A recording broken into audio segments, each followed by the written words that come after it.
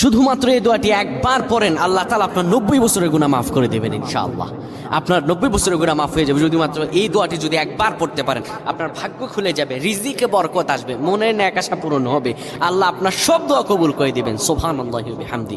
এত ফজিলত, এই দোয়াটা আপনারা শেয়ার করে দিবেন। এই যুবকেরা, আমল না করেও সওয়াব পাবা। তোমার একটি শেয়ারে, একটা বাটনে প্রেস করে তুমি সওয়াব পেয়ে যাবা। কারণ তুমি আমল না করো, অন্য কেউ যদি তোমার শেয়ারের বদৌলতে আমল করে, সওয়াব তুমি পেয়ে যাবা। নবীজির হাদিস।